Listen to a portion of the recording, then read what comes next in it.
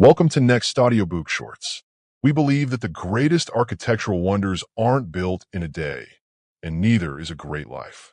Today, we are performing an exhaustive deep dive into the philosophy of becoming 1% better every day. This isn't just a motivational catchphrase. It is a mathematical certainty and a biological blueprint for transformation.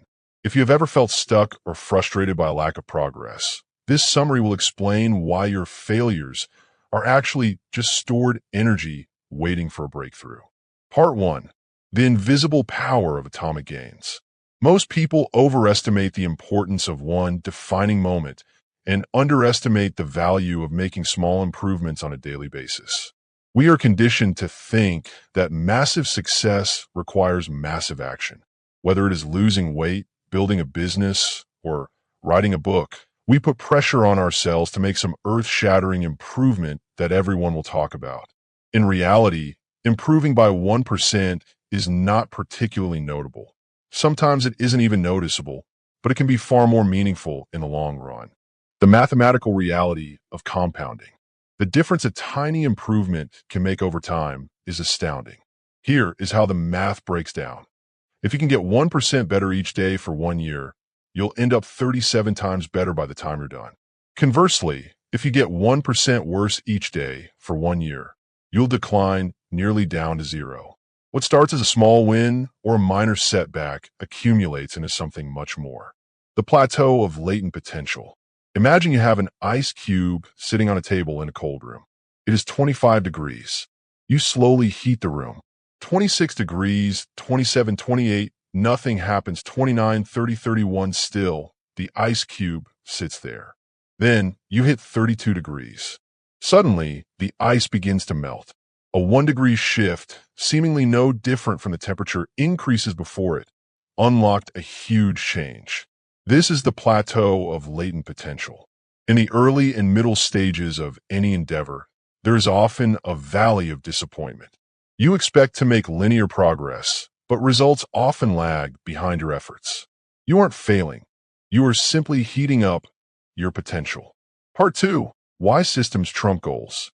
In our culture, we are obsessed with goals. We are told to set smart goals and focus on the prize. However, the 1% philosophy suggests a radical shift. Forget about goals. Focus on systems instead. The 4 problems with goals. Winners and losers have the same goals. Every Olympian wants the gold medal. Every job candidate wants the job. If successful and unsuccessful people share the same goals, then the goal cannot be what differentiates the winners. Achieving a goal is only a momentary change. If you clean a messy room, you have a clean room for now. But if you maintain the same sloppy habits, the system, that led to the mess, you'll soon be looking at a pile of clutter again. Goals restrict your happiness. The unspoken goal mindset is, once I reach my goal, then I'll be happy. This pushes happiness into the future. A system-first mentality allows you to fall in love with the process. Goals are at odds with long-term progress. When athletes reach the finish line, they often stop training. If your goal was the finish line, what happens after you cross it? A system-oriented person keeps running because they are in love with the sport, not just the trophy. The takeaway: you do not rise to the level of your goals. You fall to the level of your systems. Part 3. The 3 layers of behavior change. To become 1% better, you must understand that there are 3 levels at which change can occur. Imagine them like the layers of an onion. 1. Outcomes, the outer layer. This level is concerned with changing your results, losing weight, publishing a book, or winning a championship. Most of the goals you set are associated with this level. 2. Processes, the middle layer. This level is concerned with changing your habits and systems, implementing a new routine at the gym, decluttering your desk for better workflow, or developing a meditation practice. Most of the habits you build are associated with this level. 3. Identity, the core. This is the deepest level. This level is concerned with changing your beliefs, your worldview, your self-image, and your judgments about yourself and others. The shift. Most people start by focusing on what they want to achieve, outcomes. The 1% better approach starts by focusing on who you want to become, identity. Instead of saying, I am trying to quit smoking. The person who has shifted their identity says, I am not a smoker. It's a small verbal shift, but it signals a complete internal transformation. Every action you take is a vote for the type of person you wish to become. Part 4. The 4 laws of building better habits. How do we actually implement this 1% growth? We follow a 4-step feedback loop: cue, craving, response, and reward. To build a good habit, you must make it. Law 1. Make it obvious, the cue. The most common cues are time and location. Many people think they lack motivation when they actually lack clarity. Implementation intentions. Use the formula, I will behavior at time in location. Habit stacking. Identify a current habit you do each day and then stack your new behavior on top of it. After I, current habit, I will new habit. Law 2. Make it attractive, the craving. Habits are dopamine-driven feedback loop. We are more likely to perform a behavior if we anticipate a reward. Temptation bundling. Pair an action you want to do with an action you need to do.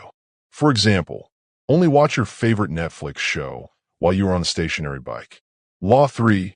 Make it easy, the response. Human behavior follows the law of least effort. We naturally gravitate toward the option that requires the least amount of work. The 2-minute rule. When you start a new habit, it should take less than 2 minutes to do. Read before bed becomes read 1 page. Exercise for an hour becomes put on my workout clothes.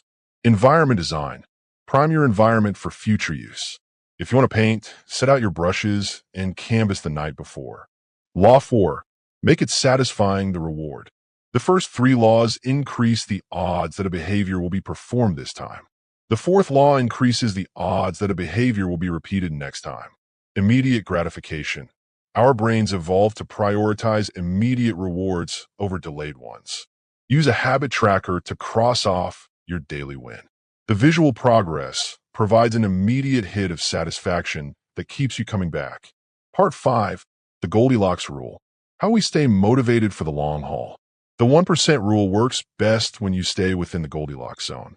This rule states that humans experience peak motivation when working on tasks that are right on the edge of their current abilities. Not too hard, which leads to anxiety and quitting, and not too easy, which leads to boredom. To get 1% better, you must constantly find the challenge point where you are pushed just enough to grow, but not so much that you break. Part 6. Summary and final thought. Becoming 1% better every day is a philosophy of patience and persistence.